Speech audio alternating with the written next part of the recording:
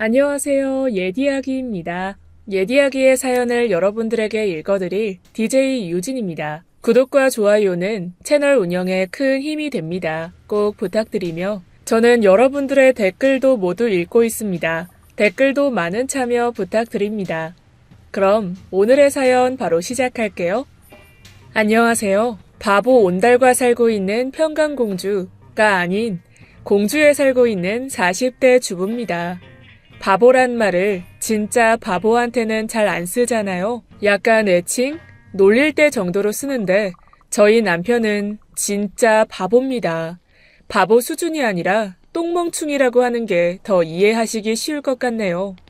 그런 바보 같은 남편과 만난 건 제가 제 인생에 있어서 가장 초라하고 나약했을 때였어요. 나름 명문대 나와서 난다 긴다 하는 친구들과 어울려 지냈는데 그 난다 긴다 하는 친구들이 모두 날아가 버리고 돈 없고 백 없는 저만 남더라고요. 용이었는데 여의주 없는 용이었어요. 그저 땅에서 기는 지렁이에 불과했죠. 그래서 이대로 있다가는 정말 굶어 죽겠다 싶어서 명문대 허울 벗어버리고 눈을 많이 낮춰서는 중소기업에 입사를 하게 되었습니다. 가족 운영 회사였어요. 회사는 아버지, 제품 찍어내는 공장은 아들, 회계는 어머니, 지방에 있는 분점들은 형제들, 온전히 간의 수공업 회사였죠. 명문대 타이틀을 달고 들어온 제가 어찌나 신기해 보이셨는지 그 모든 가족들이 제가 첫 출근을 한 날 저를 보러 왔었어요. 다들 한마디씩 머리가 굉장히 좋겠구나. 그 학교 나와서 여기는 왜 왔냐. 별의별 말들을 다 하셨습니다. 그러면서 저에게 굉장히 잘해주셨어요. 막내 며느리 자리가 비어있다면서 계속 사장님은 아들 말씀만 늘어놓으셨습니다. 제가 일적으로 실수를 해도 우리 며느리 하면서 감싸주시기 바빴어요. 어차피 가족들끼리 하는 거니까 알아서 다 수습해 주겠다면서 말이죠. 그래서 전 너무 부담스러웠습니다. 장난으로 며칠 그러시다가 말 줄 알았는데 계속 하시더라고요. 버티다 이 꼴이 나서는 그래, 그럼 내 남편감 얼굴 좀 보자 했어요. 사장님, 그래서 제 남편분은 어디 계시는데요? 한 번도 본 적이 없네요. 아무리 그래도 남편 얼굴은 봐야죠. 보고서 계속 며느리 할지 생각해 볼게요. 사장님과 사모님이 연세에 비해서 좀 세련돼 보이셔서 좀 생겼으려나 기대가 되는 것도 있었고 진짜 엉망진창으로 생겼으면 이참에 못을 박아야겠다고 생각했습니다. 그러던 중에 디자인 물품이 하나 잘못 나와서 공장에 직접 가게 되었어요. 거기서 남편을 보았습니다. 정말 멀쩡하게 생긴 거예요. 학교 다닐 때 공부만 하는 애들이랑만 어울려서 애들 안색도 늘 안 좋았고 삐쩍 곪거나 배 나온 돼지들 뿐이었는데 현장 일을 해서 그런지 그때 제 눈에 콩깍지가 단단히 씌인 건지 사모님 얼굴이랑 판박이인 남편이 자체 광을 내고 저에게 다가오고 있었습니다. 저도 모르게 처음에 남편이라고 부를 뻔했다니까요. 그런데 저보다 더 선수를 쳐서는 여보, 왔어? 우리 초면이지? 엄마 아빠한테는 말씀 많이 들었습니다. 넉살을 부리면서 장난을 치는데 그게 또 그렇게 싫지가 않고 귀에 착착 붙더라고요.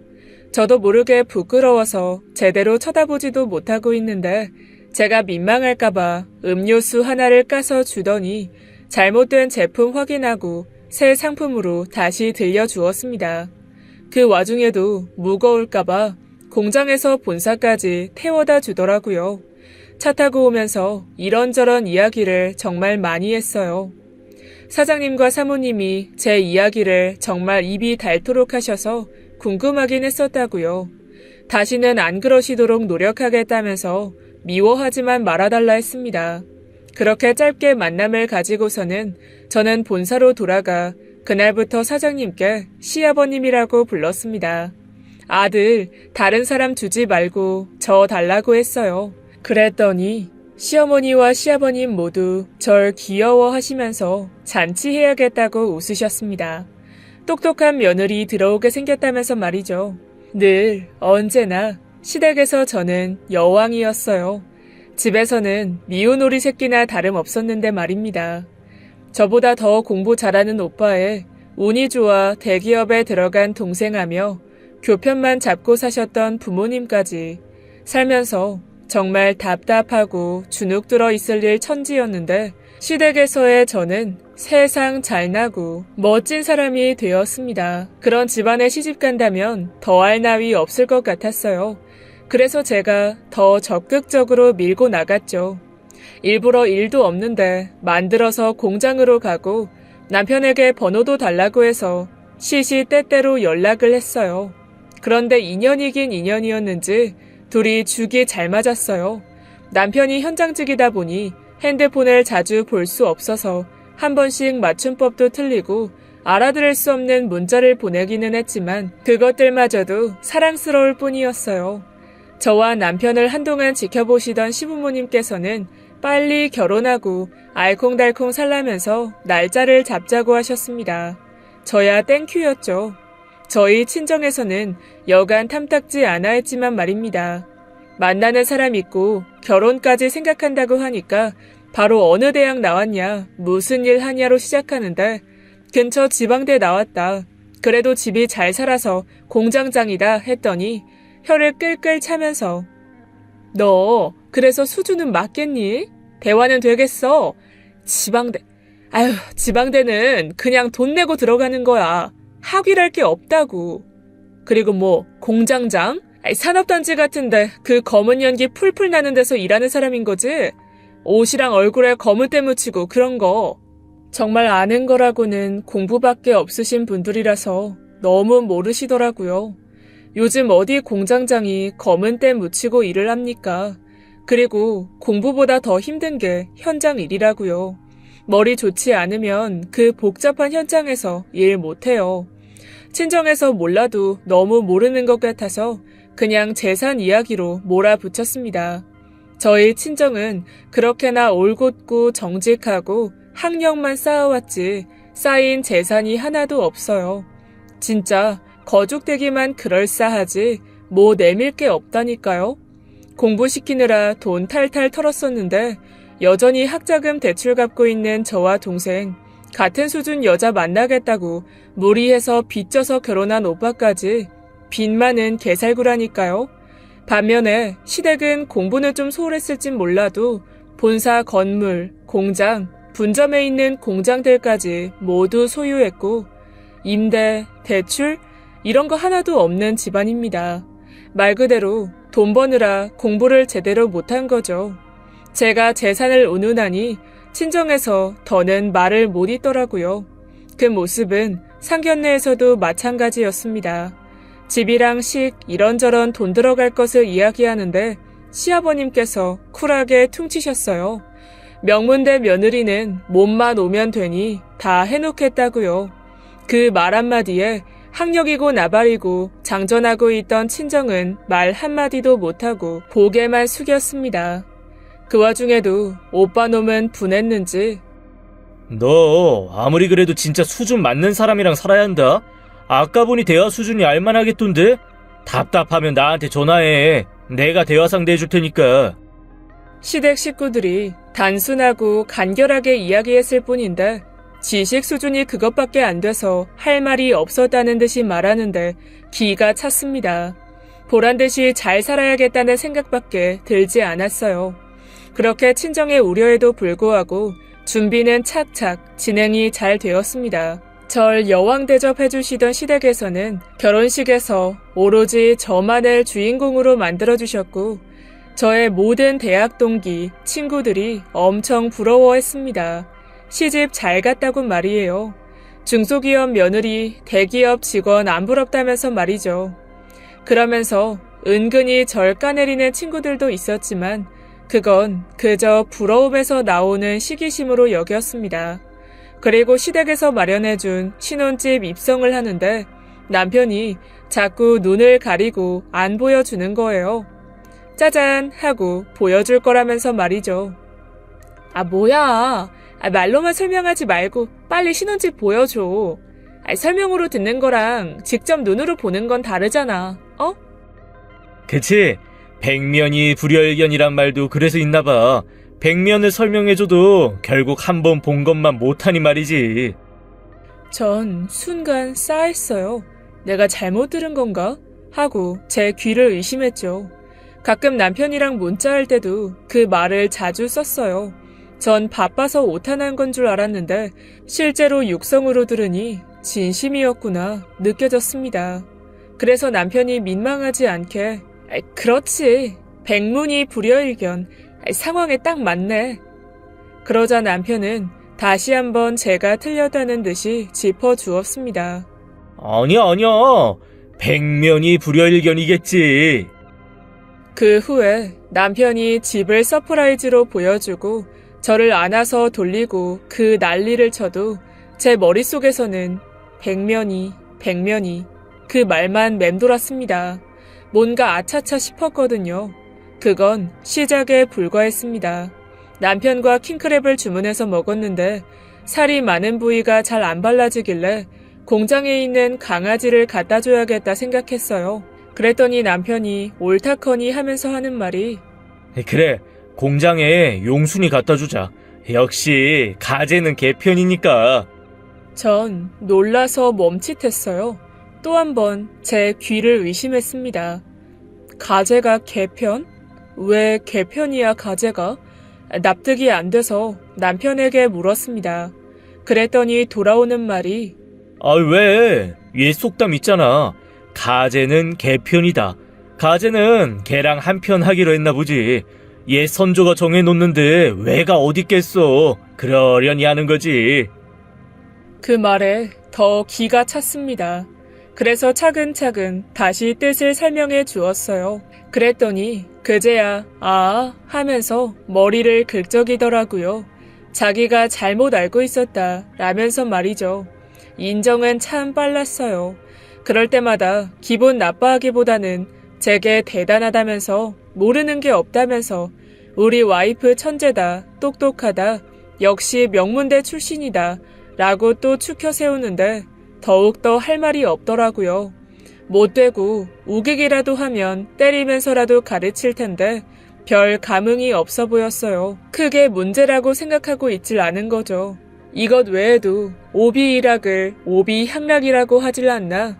초록은 동색이라는 표현을 제가 어쩌다 사용했는데 잘못 듣고는 같이 옷을 고르러 갔다가 제가 초록색을 고르니 거기다 대고 초록은 똥색이라고 하는 바람에 옷가게 직원들 앞에서 너무 창피해서 옷도 못 사고 급히 나와 버렸습니다.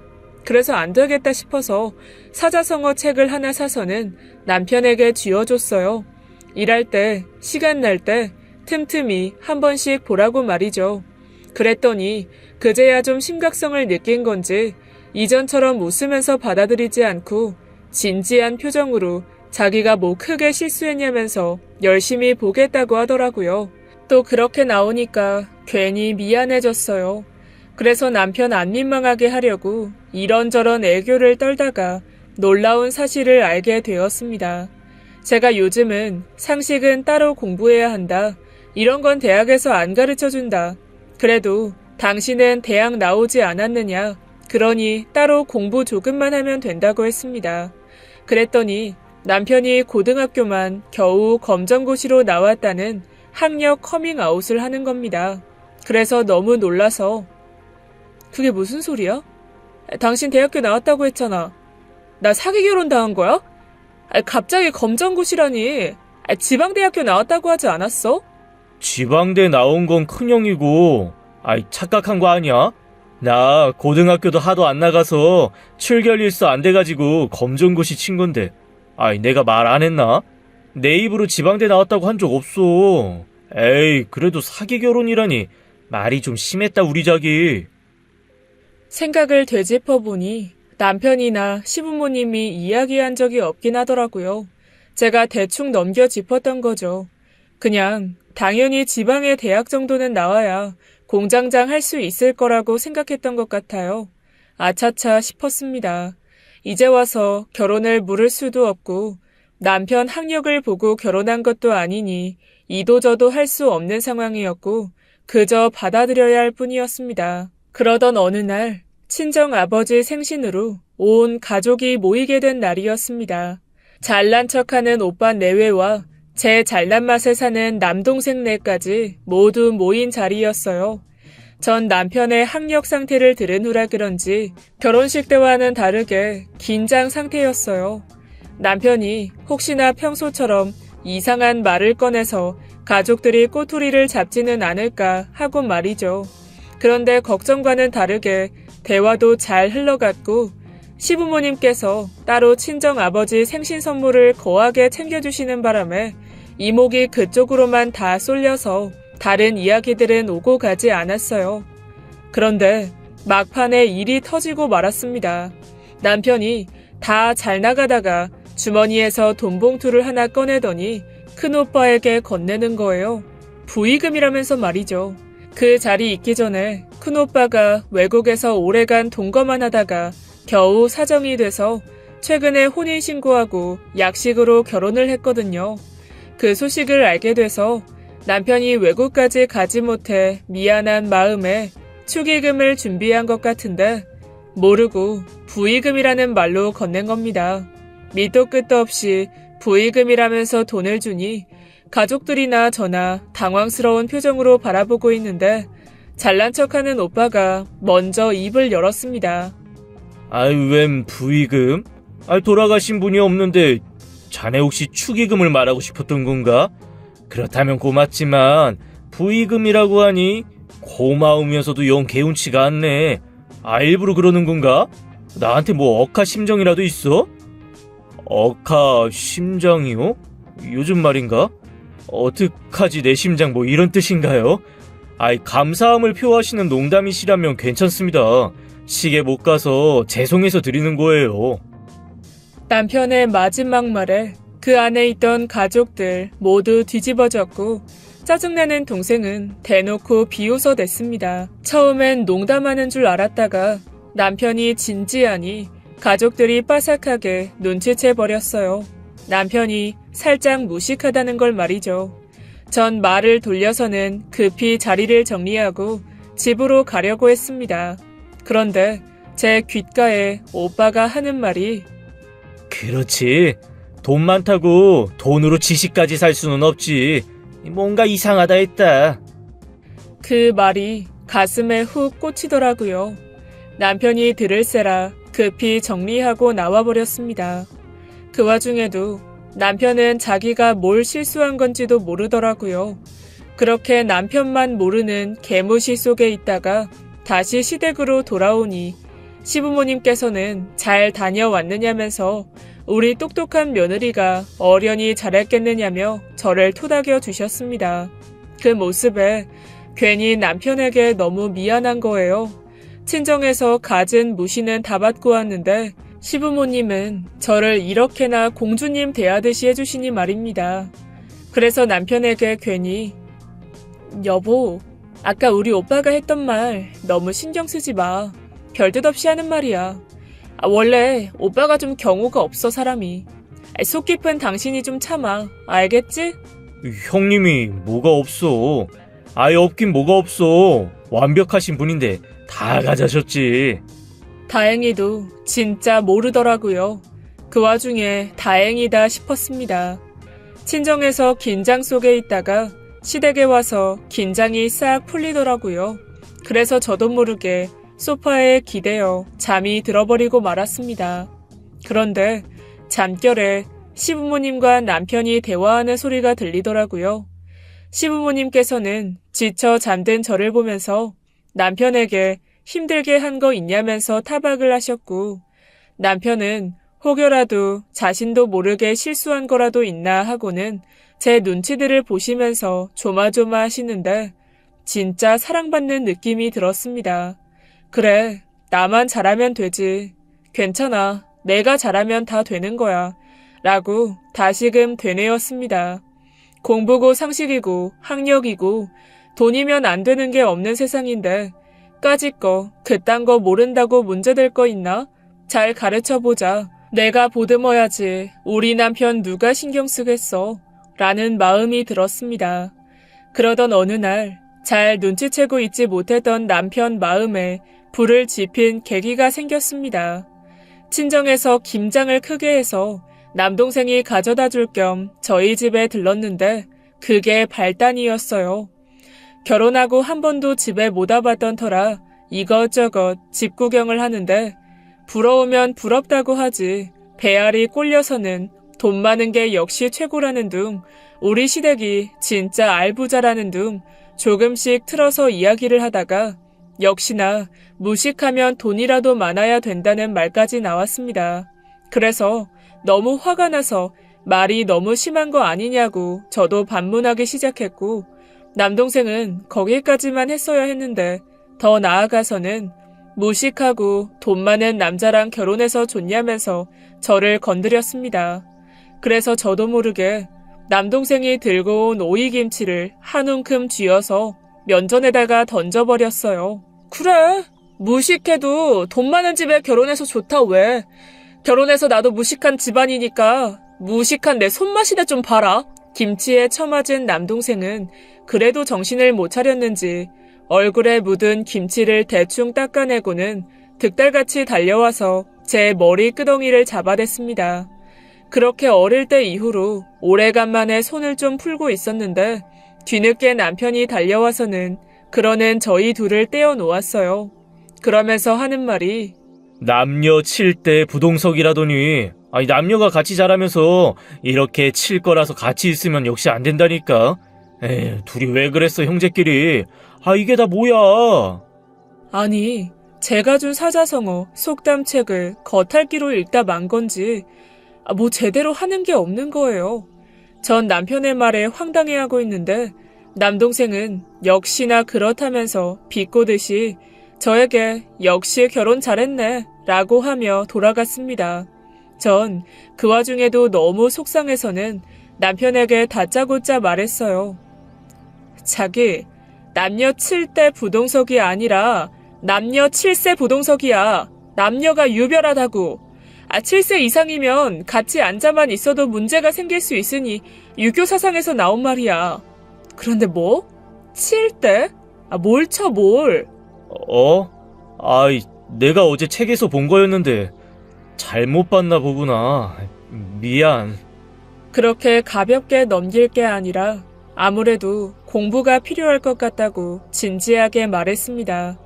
그 와중에도 남편이 충격받을까봐 무식해서라기보다는 살면서 생각보다 쓸 일이 많고 이렇게 작은 실수 하나에도 사람들이 무시할 수 있다고 꼭 알아둬야 한다고 했습니다. 그랬더니 역시나 해맑은 남편 대답은 참 잘하더라고요. 하지만 호기 있게 대답하던 태도와는 다르게 남편은 공부머리가 정말 없었습니다. 아니, 태도 자체가 안 된다랄까요? 제가 이런저런 책들을 잔뜩 사서는 남편을 책상머리에 앉히고는 하나하나 일일이 설명을 해주면서 과외식으로 진행을 했어요. 그랬더니 한 분단도 못 지나서 꾸벅꾸벅 조는 겁니다. 현장 일을 하니 피곤한 건 당연하기는 한데 자꾸만 책을 덮으면서 안기려고만 했어요. 그저 다음에 하자면서 말이죠. 그럴 때마다 다시금 자세를 바로잡아주고 하자고 하면서 남편 멱살을 잡고 끌고 했어요. 숙제도 내주고 매주 시험도 봤습니다. 그런데 어떻게 된 게 하루 지나면 까먹고 일주일 지나면 이상하게 기억하고 있고 시험 보면 다 틀리고 난리도 아닌 거예요. 처음이라서 그런 거다 되짚으면서 남편에게 용기도 한 번 더 주고 다시 해보자고 그랬죠. 그런데 어느 날 남편 일하는 사무실에 들렸더니 남편이 제가 준 책을 라면 받침대로나 쓰고 있는 겁니다. 제대로 보지도 않았는지 책 안은 깨끗하고 주름 하나 없는데 그저 겉면만 라면 국물에 이런저런 이물질만 묻어있고 열심히 학문 외의 것으로 쓰인 듯 하더라고요. 그래서 남편에게 여보, 내가 외우라는 것들은 틈틈이 보고 있어? 이번 주에도 시험 보는 거 알지? 이번 시험도 50점 미만이면 우리 각방이야. 100점 맞을 때까지 따로 잘 거야. 그건 좀 너무한 것 같은데 50점은 너무 높잖아. 좀 낮춰줘라. 말도 안 되는 애교를 부리면서 전혀 공부에 의지가 없어 보였습니다. 그래서 전 라면 국물이 묻어있는 그 책을 집어서 닦으면서 저도 모르게 울었습니다. 너무 속상해서 말이죠. 난데없이 제가 눈물바람이니 속없이 장난치던 남편도 놀라서는 왜 우는 거냐고 물었죠. 그래서 전 할 수 없이 여태껏 일들을 들추면서 속상한 마음을 솔직하게 얘기했습니다. 유시까지는 바라지도 않으니 남편이 어느 정도 상식선은 알았으면 좋겠다고 말이에요. 게다가 앞으로 아이도 태어날 텐데 남편이 그렇게나 아는 게 없으면 아이에게는 어떤 아빠가 될 것이며 너무 부끄럽지 않겠냐고 말이죠. 그랬더니 남편이 좀 크게 충격을 받았는지 본인이 그렇게나 무식하냐면서 그 자리에 털썩 앉았습니다. 그리고는 말이 없더라고요. 제가 너무 심하게 말했나 싶다가도 그렇게라도 안 하면 남편이 공부는 눈길도 안 줄 것 같아서 일종의 충격요법이랄까요? 달리 방법이 없었습니다. 허탈해하는 남편을 뒤로 한 채 집으로 돌아왔는데 남편이 퇴근 시간이 훌쩍 지나도 집에 오질 않는 겁니다. 아까 한 말이 너무 충격이었나 하고 걱정하고 있는데 남편은 온갖 상식책을 잔뜩 사와서는 낑낑대며 들어왔어요. 이 주변 서점들을 다 털어왔다면서 말이죠. 그러면서 대차게 말했습니다. 지금 사온 책들을 전부 머리에 넣겠다고 말이에요. 그래서 전 너무 기뻐서 남편을 안아주었습니다. 그래 자기야, 시작이 반이지. 이 정도면 당신 반 이상은 된 거야. 미안 자기. 아직 반은 못 읽었어. 이제 막 사온 거라서. 전 웃음이 터져서 막 웃어댔고 영문을 모르는 남편은 제가 웃으니 그저 덩달아 웃었습니다. 그렇게 남편의 열공은 시작되었습니다. 잔뜩 사왔던 책들은 주마다 몇 권을 정해서 읽었고 한 번씩 저에게 질문을 했습니다. 속담이나 사자성어들이 재치있고 돌려 말한 경우가 많아서 직선적인 성격인 남편으로서는 그게 많이 어려워 보이더라고요. 그래서 일일이 예를 들어서 설명을 해주거나 그림을 그려서 말해주곤 했어요. 남편 수준에 맞춰서 설명을 해준 거죠. 마냥 이해력이 딸리는 사람인 줄 알았는데 한번 이해하기 시작하니 흡수력이 빠르더라고요. 그동안은 그저 진입장벽이 높았던 거였어요. 한번 공부의 담을 넘으니 남편은 늦게 배운 도둑이 날 새는 줄 모른다고 피곤함도 미루고 열심히 공부를 했습니다. 처음엔 이해라기보다는 달달 외우는 시기였는데 그 외운 것들을 한 번씩 제게 써먹고는 했어요. 예를 들어서 괜히 창밖을 보다가 꽃이 떨어지고 비가 흐르니까 그새를 못 참고 입이 근질거리는지 저를 보면서 여보, 창밖에 좀 봐봐. 저런 낙화 유수가 있냔 말이지. 꼭 당신이랑 내 사이처럼. 나는 당신이 안 보일 때도 이렇게 오매불망 당신 생각만 한다니까. 그 모습이 어찌나 귀엽던지 어떻게든지 배운 거 써먹으려고 아주 용을 썼습니다. 매주 시험을 치면 거진 100점을 받았어요. 되려 한 개라도 틀리면 시무룩해져서는 더 눈에 불을 켜고 열심히였죠. 그러다가 제게 입학증을 내밀었습니다. 사이버대학에서 수강을 받을 거라면서 말이죠. 전 무슨 아들 명문대라도 보낸 것처럼 기뻐서는 남편 궁둥이를 토닥여 주었습니다. 너무 잘했다면서 말이에요. 남편 말로는 이제 아이도 생기고 그러면 아빠가 고졸인 게 떳떳하지 못할 것 같다고 그래서 내린 결정이라고 했습니다. 엄마는 명문대 나왔는데 아빠는 이렇게 물으면 나 정말 얼어버릴 것 같아. 그 와중에 그저 졸업장만 받을 생각은 아니었는지 남편은 정말 열심히 해서 장학금도 받고 다녔어요. 전 처음에 정말 돈으로 학위 딸 생각인 건가 내심 걱정이었는데 돈 한 푼 들이지 않고 졸업을 했습니다. 너무 기특했어요. 은근히 저도 속으로 남편을 무식하다고 치부한 건지 남편의 행보 하나하나가 놀라움 그 자체였습니다. 그리고 그런 남편의 노력들은 모두 저에게 공이 돌아왔어요. 남편이 대학도 졸업하고 하나하나 늘어가는 것들이 성과로 보이니까 시부모님께서는 역시나 우리 평강공주 때문에 바보 자식이 똑똑해졌다면서 저를 다시 칭찬해 주시고 높이 띄워주셨어요. 그럴 때마다 전 아니라고 하면서도 역시나 내 덕이지 하면서 만족했고 말이죠. 그렇게 웃음만 가득한 나날이 이어지던 중에 그런 제 속을 뒤집는 오빠와 동생을 어쩔 수 없이 꼭 만나야 하는 날이 다가왔습니다. 조카가 생겼다면서 오빠 내외가 아이가 생겼는데 축하 자리라면서 꼭 오라는 친정 엄마의 연락이었죠. 전 남동생한테 김치를 던진 이후에 대면대면하고 있었던 터라서 조금 안 이꾸었지만 어쩔 수 없이 자리에 참석했습니다. 눈치 없는 남편은 아가 선물을 한다고 들떠서는 이것저것 사느라 바빴고 말이에요. 식당 하나를 예약하게 돼서 거기서 모였는데 무슨 외국 음식 전문점이었는데 직원들이고 뭐고 다 외국인이더라고요. 어설픈 한국말을 쓰는 직원들에 손님들은 죄다 영어만 쓰고 이거 대놓고 먹이겠다는 게 너무 뻔히 보였습니다. 남편이 영어를 못하니 일부러 거기로 자리를 잡은 것 같더라고요.